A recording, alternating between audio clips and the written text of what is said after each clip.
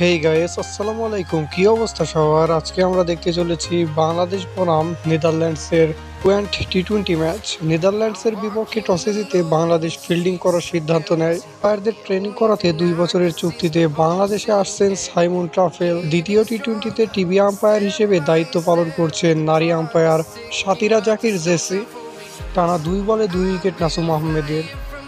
একাদশে সুযোগ পেয়ে নাসুম আহমেদের দুর্দান্ত বোলিং, 3 উইকেট নেয় 21 রান দিয়ে 4 ওভারে। নেদারল্যান্ডসের বিপক্ষে দ্বিতীয় টি-20তে তাসকিন আহমেদ 2 উইকেট শিকার করেছেন।